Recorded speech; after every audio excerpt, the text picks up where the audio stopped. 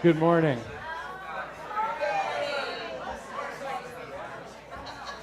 And good morning.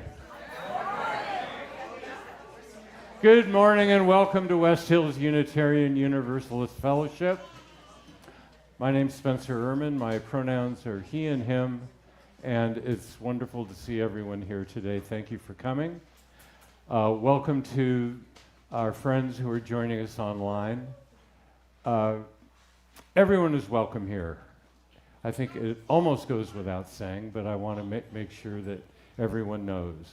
Everyone is welcome here regardless of who and how you love, where you are from, where you were born, how you were born.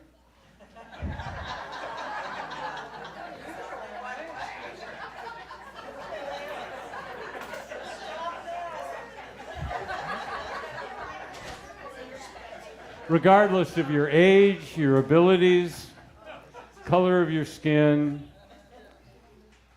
how you identify, gender or not. A couple of housekeeping items. If you feel more comfortable downstairs, there's plenty of room. We're broadcasting downstairs as well. If you're joining from home, please consider joining the online coffee hour using the Zoom link in the order of service email. This week's announcements are in that email as well. You can learn what's happening at WHUUF. If you're a visitor, we're so glad that you're here. Please feel free to fill out the form on the back of the seat in front of you so we can send you information about what's happening in our fellowship.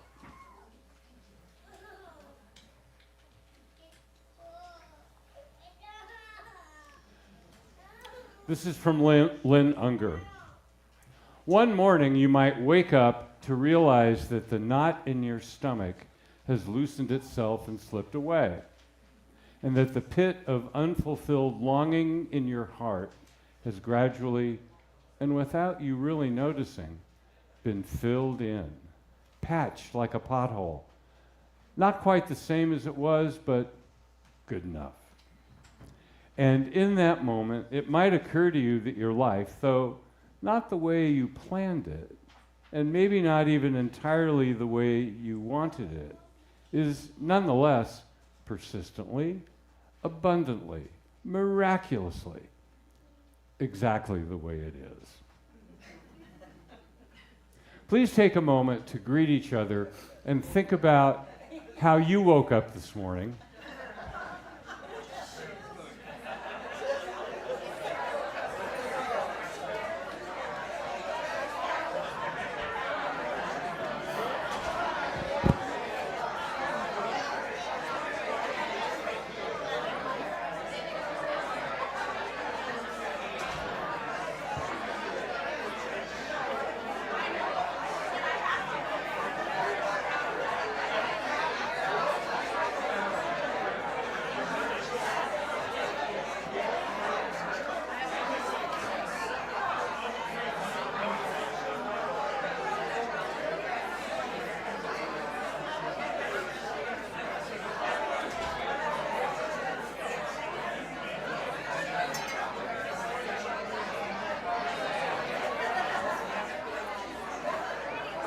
Thank you all. Please join us in singing hymn 108, My Life Flows On in Endless Song. My life flows on in endless song, above earth's lamentation. I hear the real, though far off hymn, that hails a new creation. Through all the tumult and the strife, I hear the music ringing. It sounds an echo in my soul. How can I keep from singing? What though the tempest round me roars? I know the truth it liveth. What though the darkness round me close? Songs in the night it giveth. No storm can shake my inmost song, while to the rock I'm clinging. Since love prevails in heaven and earth, how can I keep from singing? When tyrants tremble as they hear the bells of freedom ringing, when friends rejoice so far and near, how can I keep from singing? To prison cell and dungeon vile, our thoughts to them are winging. When friends for shame are undefiled, how can I keep from singing?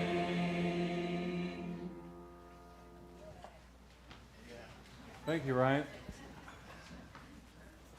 Paisley will now light our chalice, the symbol of our shared faith.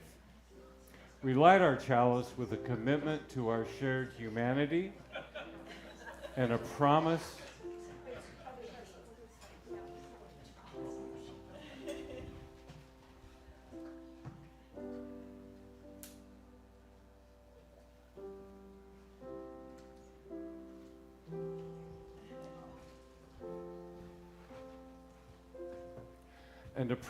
to bring its light to the world, even through darkness.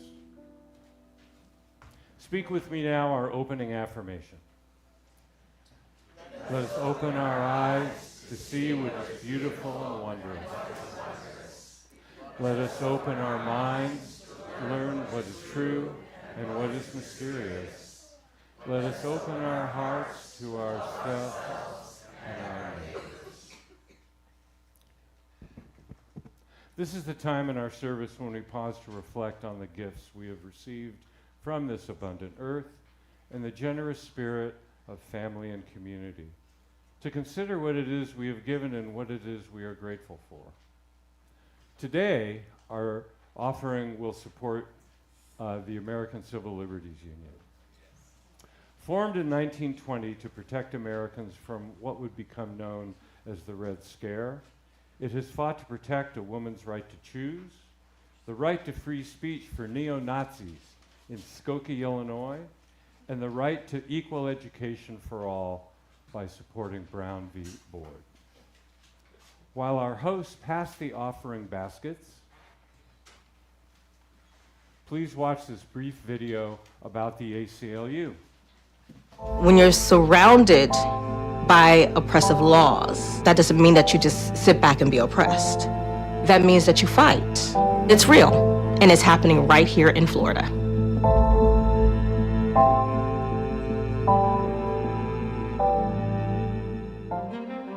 I am currently teaching critical race studies as well as education law. HB 7, the official name is the Individual Freedom Act, but many people know it as the Stop Woke Act. The Stop Woke Act basically prohibits really important conversations about race from being able to happen in the classroom. Things like the concept of white privilege, implicit bias, intersectionality, systemic racism. What HB 7 is saying also distorts history by saying what can and cannot be taught.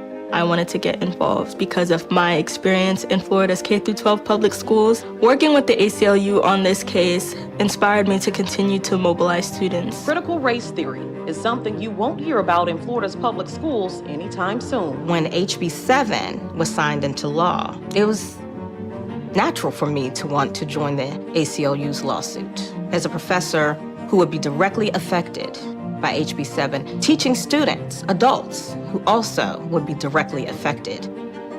I come from a family of civil rights activists, particularly my mom. Growing up during the time of Jim Crow and civil rights, she was always fighting for her rights. So I think it was just innately part of me to always do what's right. It has a chilling effect in the classroom when you make professors and teachers feel like they're gonna have their job threatened and have all these problems. I testified in front of the Florida House. You guys are clearly failing to teach the values of racial progress that this bill claims to uphold. And I think that school should be the place where we're made to really unpack those things that we believe and question them. We might keep our beliefs, we might not, but I think that being introduced to those ideas are really important. My mom, if she was sitting with me right now, she would say, I can't believe that we're talking about taking students' rights away. I hope that the Stop Woke Act gets fully overturned. They're gonna keep trying to pass unjust bills. If we don't stand up now, just in Florida, for something like HB 7, which, yeah, may not be a big deal to some, especially outside of Florida, it's a huge deal. It's the beginning of what could be the end if we don't do something right now.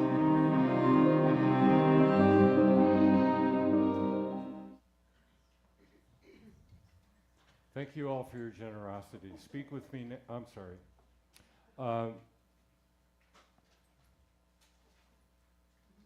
There we go. Join in. Let us be grateful that we are able to give, for many do not have that privilege. Let us be grateful for all those who share their gifts with us, for we are enriched by their giving. And let us be grateful even for our needs, so that we may learn from the generosity of others. Now is our time for all ages. Our Director of Religious Education, Izzy, will read our story today. Any folks who wish to come up and join her, please feel free to do so.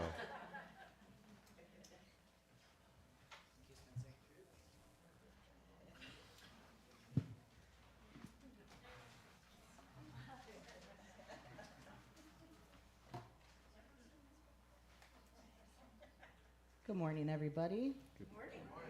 My name is Izzy. I'm the Director of Religious Education here at WHUUF, which means I'm in charge of the children's programming. And today, I'm going to read a story called What Pet Should I Get by Dr. Seuss. This story was actually published after Dr. Seuss's death. They found the storyboards in his house, and some artists and the publishers put together this book. So this is a recent publication. I think it came out just a few years ago. Okay, What Pet Should I Get by Dr. Seuss. We want a pet. We want a pet. What kind of pet should we get? Dad said we could have one. Dad said he would pay. I went to the pet shop. I went there with Kay, and so we went in. I took one fast look. I saw a fine dog who shook hands, so he shook. So I said, I want him. But then Kay saw a cat. She gave it a pat, and she said, I want that. Then Kay said, no what? No what? Sorry. Then Kay said, now what do you think we should do? Dad said to pick one. We cannot take home two. Then what do you know? We saw two other kinds. Now how could Kay and I make up our minds? A pup and a kitten, they looked like good fun. Now which would we pick? We could only pick one. The cat or the dog, the kitten, the pup. Oh boy, is it something to make a mind up. Then I looked all around. I saw something with wings. I said, look at him. We can pick one that sings. But then, look over there, said my sister Kay. We can go home with a rabbit today. Then I looked at Kay. I said, what will we do? I like all the pets that I see, and so do you. We have to pick one pet and pick it out soon. You know Mother told us to be back by noon. And I could have done it. I could have, I bet. I could have said what pet we should get. But you know what Kay did?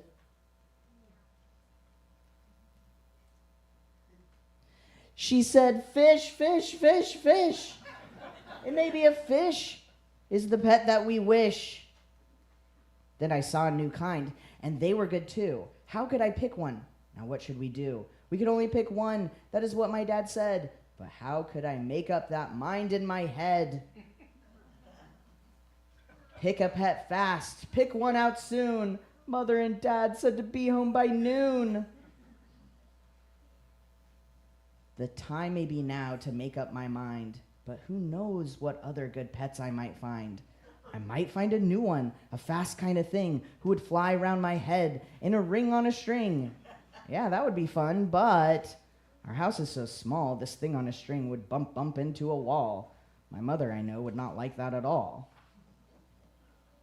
So maybe some other kind of pet, another kind maybe is what we should get. We might find a new kind of pet that is tall, a tall pet who fits in a space that is small. My mother might like this pet best of them all. If we had a big tent, then we would be able to take home a yent. Dad would like us to have a good yent, but how do I know he would pay for a tent? So you see how it is when you pick out a pet.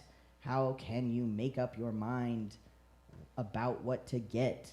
But what if we took one of each kind of pet? Then our house would be full of the pets we would get. No, Dad would be mad. We can only have one. If we do not choose, we will end up with none. I will do it right now. I will do it, I said. I will make up my mind that is up in my head. The dog or the rabbit, the fish or the cat. I picked one out fast, and then that was that. So, anyway.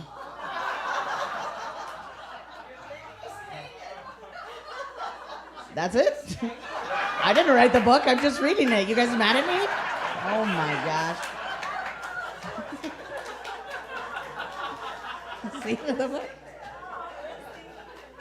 Wow, wow, wow. He died. He didn't get to finish the book, guys. So.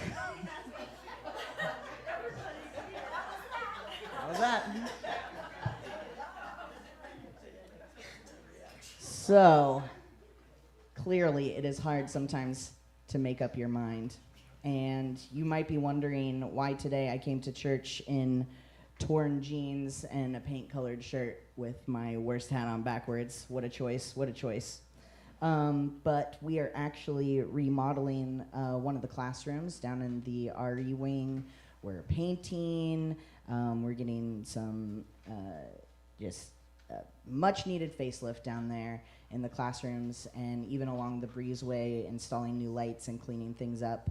And so I'm really looking forward to that project being finished, hopefully by September when kids are back in their classrooms today. They're all going to be together outside learning about water and how important water is to all of us.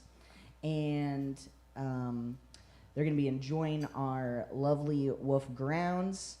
If you also love our WHUUF grounds and want to help our kids connect with nature out here, you can volunteer or donate or even attend family camp, which is happening Labor Day weekend at the end of August.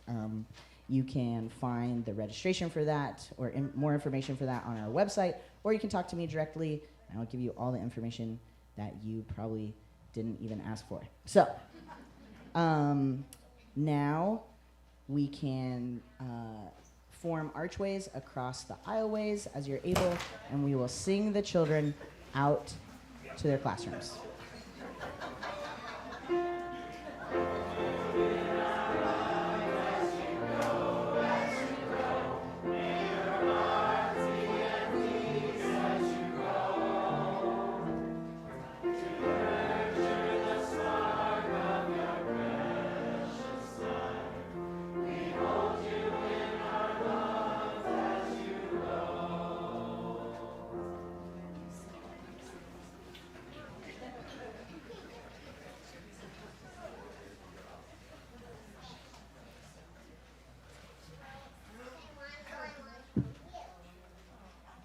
Well, there is great light and happiness in our world. And as things develop, there is also darkness on the horizon, or perhaps closer than the horizon. So if you're experiencing lightness and happiness, or if you're experiencing sadness and the dark, please feel welcome to come forward and place a stone in the water. The water represents our community, so that we can hold your happiness or that we can hold your sadness, either one. Please come down this aisle, return to your seat in this aisle.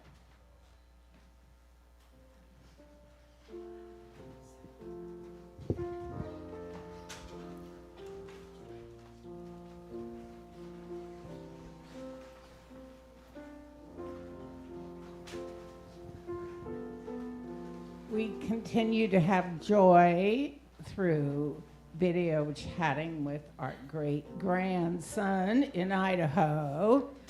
And Mom and Dad are in a safer place, but they need to find a safe, permanent home.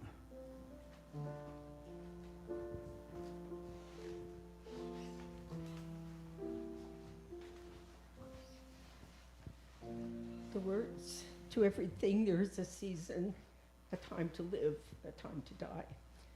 This week, in fact 2 days ago, my brother was in a head-on collision in New York. He's good. He broke his wrist. He's 80 years old. He keeps having these blackouts. So he blacked out driving his truck. But he's in the hospital, he's alive, and he's fine. And the time to die is my dear friend Norm, who's been on hospice for a year, is finally at the end of this journey. And we've been sitting vigil, and he's ready to go. And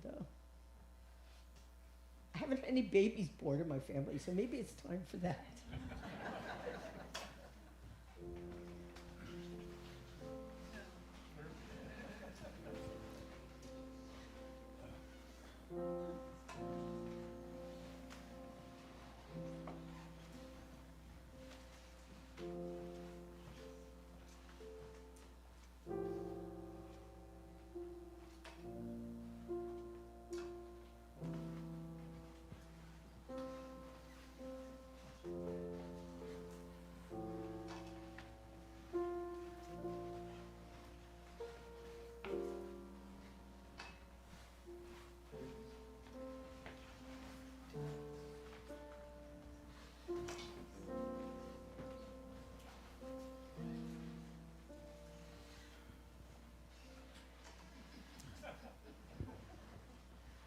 While I was visiting my grandchildren in New York, I lost the last of all my aunts and uncles.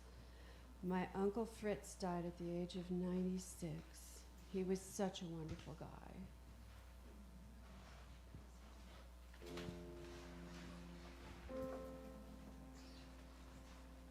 When we lived in Dallas, we discovered Unitarian Universalism in 2007. A little tiny church that was filled with the most wonderful people in the world. And at 1 o'clock today, Sandy and Jim will arrive to spend a week with us, and I really hope we can get them to the concert tonight. I'll work on it. 3-hour time difference.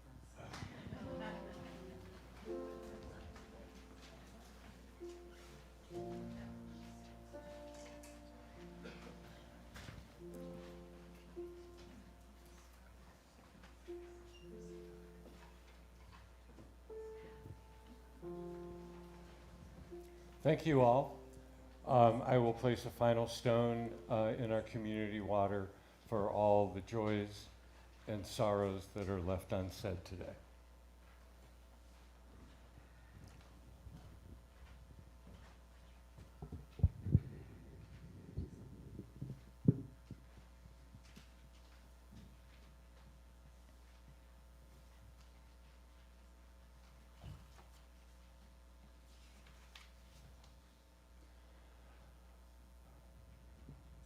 Another piece by Lynn Unger, On the Other Side. Through the looking glass, down the rabbit hole, into the wardrobe and out into the enchanted forest where animals talk and danger lurks and nothing works quite the way it did before, you have fallen into a new story. It is possible that you are much bigger or smaller than you thought. It is possible to drown in the ocean of your own tears.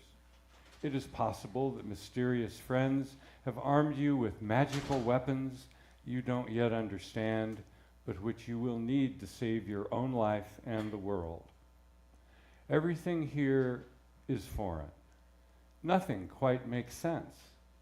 That's how it works. Don't confuse the beginning of the story with the end.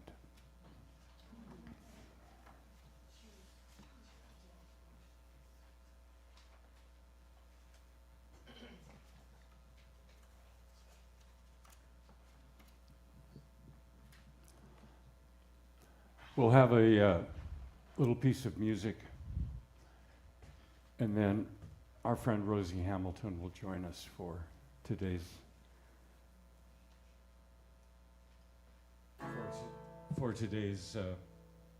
sermon. It'll be a Rosieism.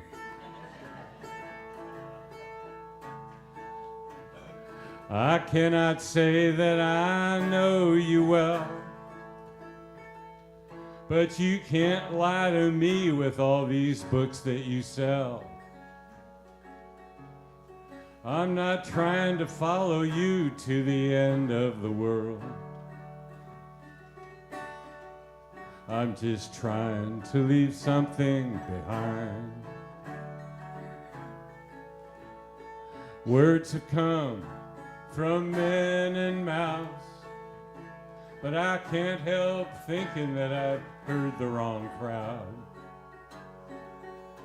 When all the water is gone, my job will be too. And I'm trying to leave something behind. Oh, money is free, but love costs more than our bread. And the ceiling is hard to reach. Oh, the future is broken and red.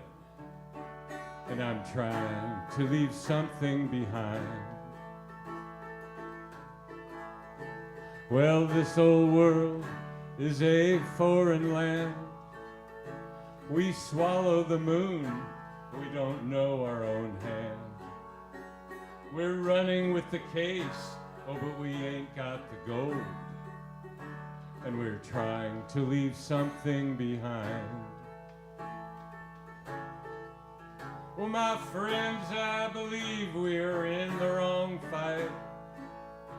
And I cannot read what I did not write. I've been to his house, but the master is gone. But I'd like to leave something behind. There is a beast who has taken my brain. You can put me to bed, but you can't feel my pain. When the machine has taken the soul from the man, it's time to leave something behind. Oh, money is free, but love costs more than our bread. And the ceiling is hard to reach. Oh, the future is ahead, but is already dead. And I'm trying to leave something behind.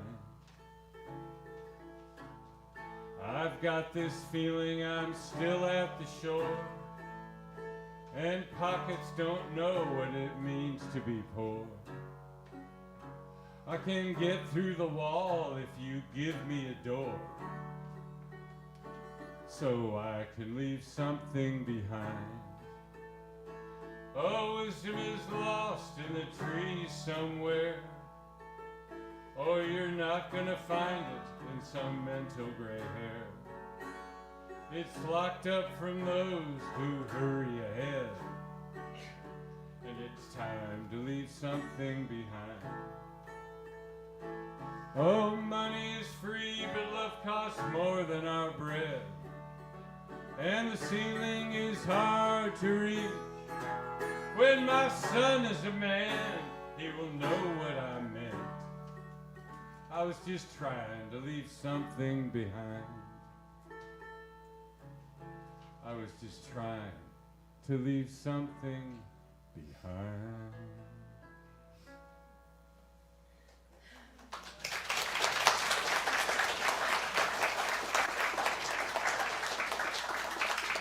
Thank you, Ryan. Thanks, everybody. Rosie Hamilton is our friend. She has some profound words, I'm sure, to share about life in perspective.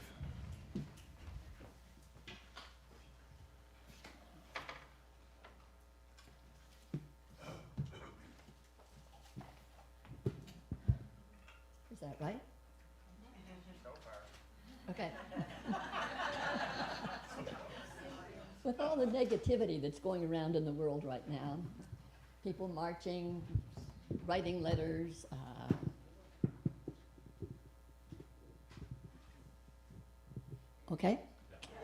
etc., I decided to take a look at ourselves in perspective. I'm older today than I was yesterday, and so are you. What does that mean for us?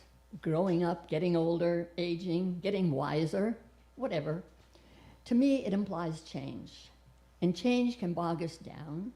We can forget to stop and smell the roses, as they say.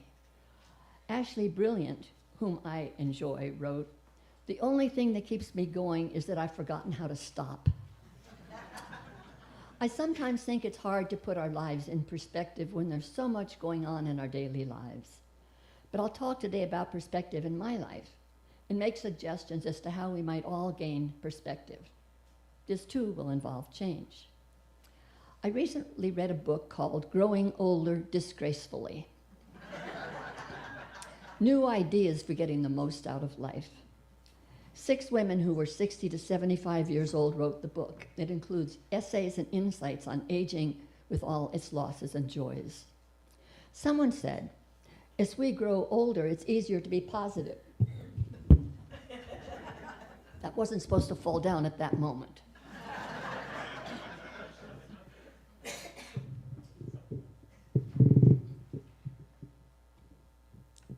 Thank you. Okay, it's easier to be positive. You care less about what other people think. You don't question yourself anymore, and you've even earned the right to be wrong. That reminds me of the poem, "When I am old, I shall wear purple."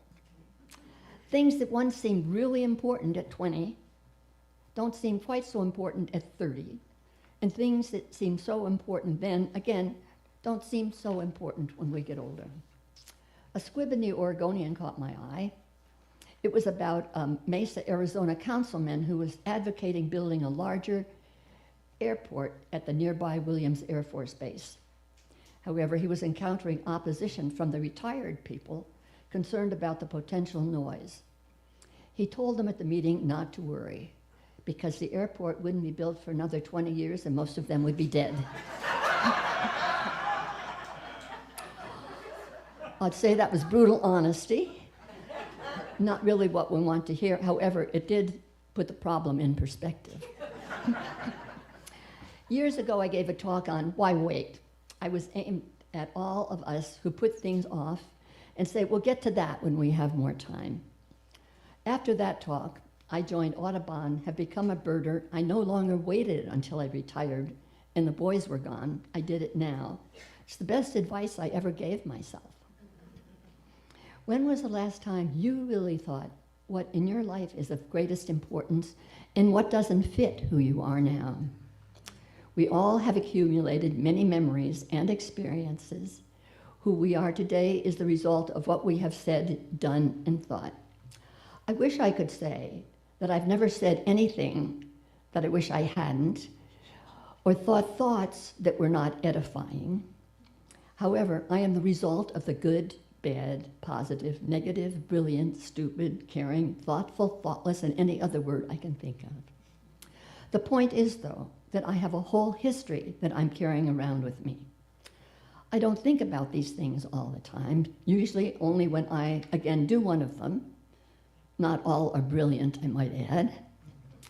Self-knowledge gives perspective to our lives. Who we are is the accumulation of the past. How many times have I heard someone say that something was a wake-up call? We all know how to live better than we are. It could be more healthy food or exercise or rest.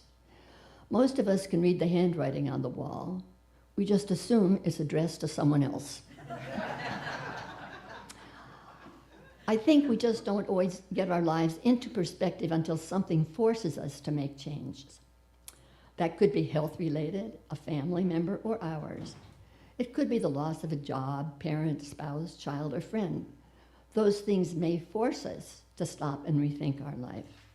We may be dwelling on one aspect rather than taking our life as a whole. Zen Buddhism likens the process to living a journey. There are destinations, but we never stay at them for any length of time. Mostly, we are on the road. The question is the destination what we are concentrating on, or the journey itself? There's much to enjoy and wonder along the road.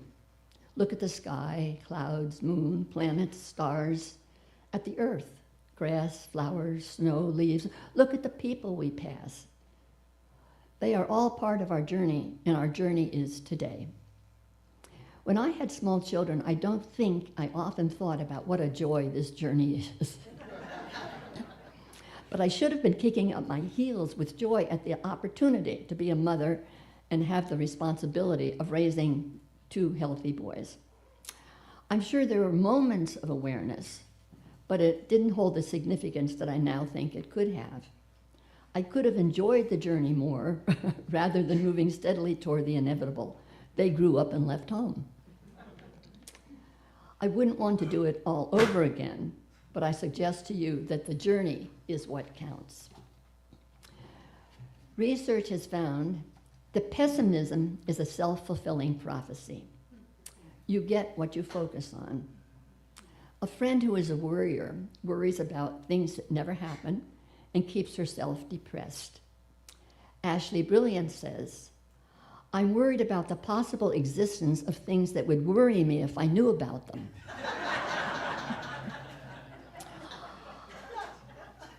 Robert Frost says, the reason that worry kills more people than work is that more people worry than work. Laughter and happiness are related to longevity. Research has found that it's better for you than exercise, good eating, and all those positive things that you're supposed to do. You don't stop laughing because you grow old. You grow old when you stop laughing. I plan to live forever. So far, so good.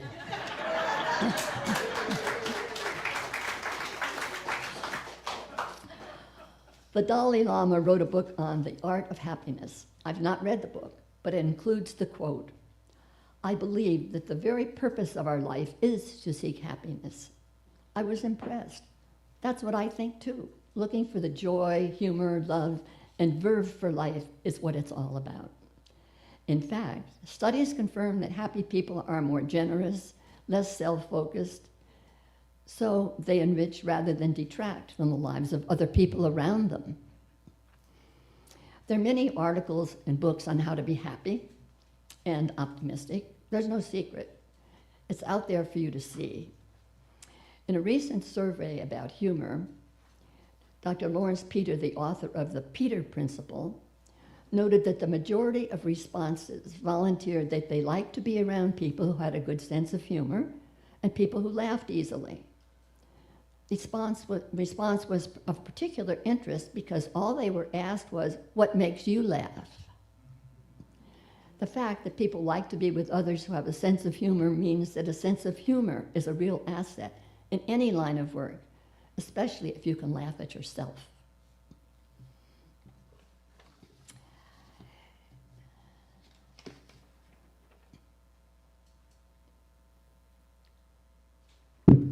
Sorry. You can train yourself to look at the bright side and have hope. It's a matter of changing your expectations in life. When something goes wrong, if you believe it's permanent, pervasive, and personal as opposed to temporary, you're likely to feel worried and sad. If you believe that it's temporary, limited, and impersonal, you're more likely to feel positive toward the future. Rather than worry, try to turn it around. You can change your attitude and it will change your life. A comic strip showed two men at a bar. One says, I used to get depressed watching the news. Then I discovered the miracle of apathy. I'm really not advocating apathy, but a different way of looking at a situation. It's worked in my life. It helped me in a situation at work. After all, was there really a problem here, or maybe it's me? In a work situation, when my boss seemed to be picking at everything I did, I decided to treat the situation as if he was trying to help. It worked. We both felt better. Recently, a friend told me about the law of the garbage truck. She said, one day I hopped in a taxi. We took off for the airport. We were driving in the right lane when suddenly a black car jumped out of a parking space right in front of us. My taxi driver slammed on his brakes, skidded, and missed the car just by inches. The driver of the other car whipped his head around and started yelling at us. My taxi driver smiled and waved at the guy. I mean, he was really friendly. So I asked, why did you do that? This guy almost ruined your car and sent us to the hospital. And this is what he said, the law of the garbage truck. Many people are like garbage trucks. They run around full of garbage, full of frustrations, full of anger, full of disappointment. As their garbage piles up, they need a place to dump it. And sometimes they'll dump it on you. Don't take it personally. Just smile and wave, and then move on. Don't take the garbage and spread it to other people at work or home or on the streets. Let it go. The bottom line is that successful people do not let garbage trucks take over their day. Life's too short to wake up in the morning with regrets, so love the people who treat you right. Pray for the ones who don't. Life is 10% what you make it, and 90% how you take it. Have a blessed garbage-free day. Another aspect of living a full life is realizing that we are a part of nature. Being a part of nature and the beauty and interesting things that there are out there for us to see, we sometimes overlook them. A number of years ago, we had a consultant from the district who was here for the summer, and she spent most of her time in the sacred grove. She felt that we were so fortunate to have such a worshipful place to sit and work and dream. How many of us have just sat in the grove and listened and watched? The first time I ever met Uwe and Trish was in the grove. I've pulled a lot of herb robber, dug holes, pulled ivy, and listened, but had not actually sat and enjoyed the sacred grove. You're all invited to take a walk behind the sanctuary. Savor the experience. We even have benches where you can sit. John Muir, founder of the Sierra Club, wrote, "Keep close to nature's heart and break clear away once in a while and climb a mountain or spend a week in the woods. Wash your spirit clean."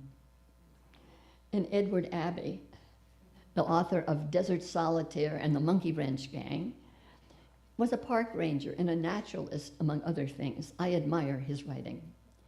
He wrote, It's not enough to fight for the land. It's even more important to enjoy it while it's still here. So get out there and hunt and fish and mess around with your friends. Ramble out yonder and explore the forests, encounter the grizz, climb the mountains, bag the peaks, run the rivers, breathe the deep and yet sweet and lucid air, and sit quietly for a while and contemplate the precious stillness, that lovely, mysterious, and awesome space. Often we feel that we need to get away from where we are to really enjoy nature, but in fact, it's all around us. Most of us have yards, decks, balconies, where we have flowers, vegetables growing, bird feeders, a place to sit and admire what we have. How many of us do this on a regular basis? Sit and enjoy. It is suggested that Thoreau may have been more the owner of the land around Walden Pond than the actual owners who had the deed. He experienced it, and they did not. It's often said, no, forget that.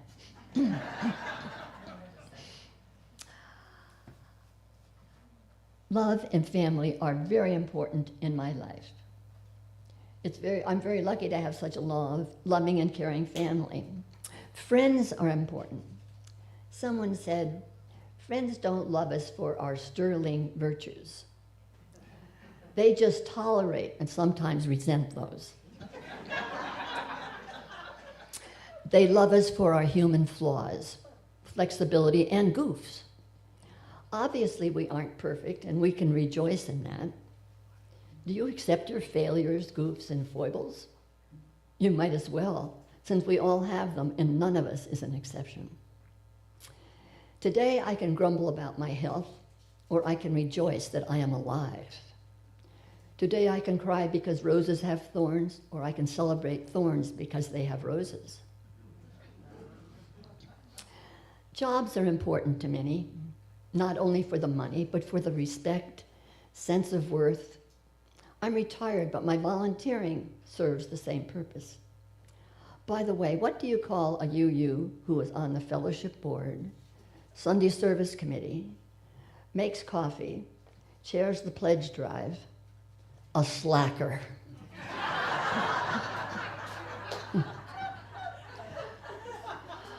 We all need to pitch in, volunteer so that one doesn't get overburdened.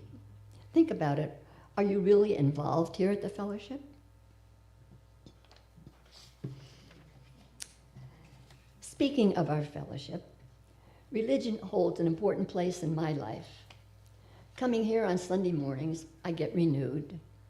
Seeing friends, smiling faces, hearing music, sharing in community. That's what we are, a community.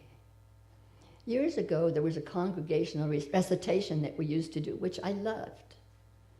Love is the doctrine of this fellowship. The quest of truth is sacrament, to dwell together in peace, to seek the truth in freedom, to serve mankind in fellowship. To these ends, we covenant with one another. For most of us, love is our doctrine. We treat each other with respect. We laugh together, cry together, sing together, and care about one another. It takes very little time to let someone know that you care. Well, we argue too. Someone said that arguing with a UU is like wrestling in the mud with a pig. After a while, you realize the pig enjoys it.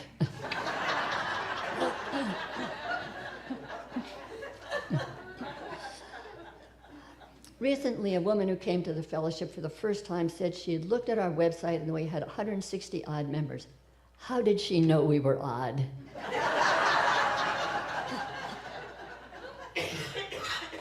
Who tipped her off? When new people come to our fellowship, we welcome them. Which reminds me of a story of a little boy who became lost at the YMCA and wandered into the women's locker room. Women screamed, wrapped themselves in towels, and grabbed for clothing. He stood there confused and said, "What's the matter? Haven't you ever seen a little boy before?" Well, we really welcome you, even if we haven't seen you before. In fact, I promise that we will smile at you and welcome you back. Peace of mind goes a long way toward putting our lives in perspective. Remember the song that goes, "When my bankroll is getting small, I think of when I had none at all, and I go to sleep counting my blessings." Actually, I've tried that, and it doesn't work for me. As I start to count the positive things in my life, my mind goes off with them. I don't seem to be able to just list. I think about. Having balance in life seems important. I've mentioned many positives that provide balance in my life. Nature, love, family, joy, and humor. Job, volunteer, friendship, and religion. Too much emphasis in one area and overlooking another takes away from balance. There are times in life when we need to concentrate on one area more than another, but not letting go of what is important, even though at that moment it must be secondary. Secondary can keep us balanced, not letting the negative thoughts or actions of others or ourselves take on too much importance. This all helps to keep our lives in perspective. An author who I couldn't find again said, "Doing good is important. Doing the necessary is important, but neither is a substitute for doing nothing any more than nothing is a substitute for them." Read that again. Doing good is important, doing the necessary is important, but neither is a substitute for doing nothing any more than doing nothing is a substitute for them. A full life incorporates both doing and not doing, just as a full day includes both sleeping and waking. So try to find a little downtime in your life. Not easy, you say, but it is worthwhile. Maybe just sitting down for a cup of coffee or to watch a butterfly, take that deep breath, thinking about what is important and unimportant in the great scheme of things. A mother spent one day on her hands and knees stripping several layers of old wax from the kitchen floor. Finally, she sat down to have a cup of coffee. Just then, the kids came charging into the kitchen, hungry and anxious to eat. Reminding them how hard Mom had worked on the floor and how nice it looked, her husband said, "Now, if anyone spills anything on it, they have to wipe it up and then spend an hour in their room." Without hesitation, she poured coffee on the floor.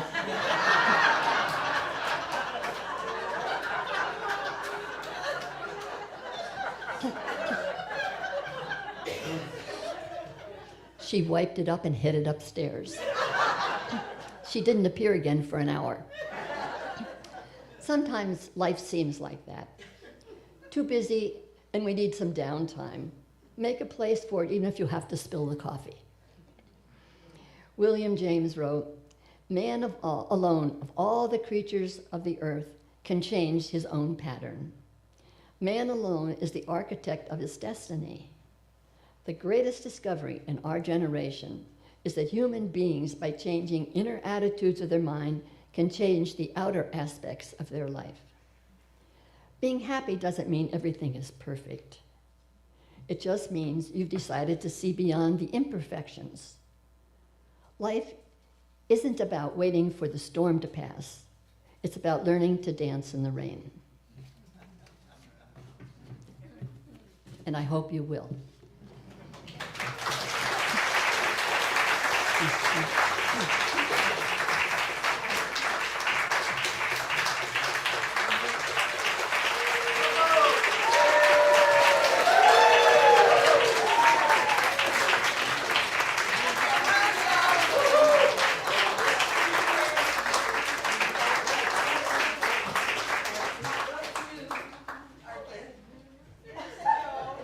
Years ago, Rosie was our volunteer coordinator, administrator, and she retired. And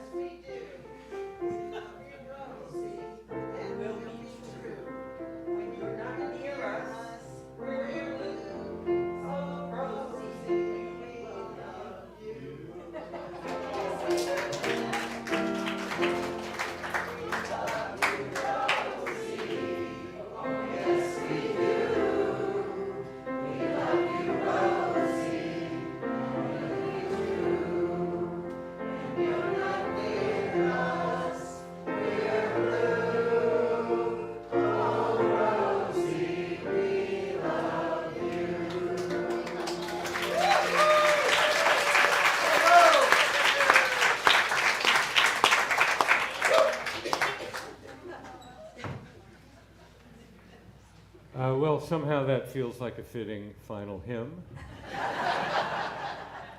So let's wrap this up. I was just at Elliott, the UU camp up in Seebeck, Washington, and have a little button that I wear on my lanyard that says resist. So as we extinguish the chalice that provides us light in our lives, I would suggest that resist is not a negative, resist is not passive, resist requires action and being positive.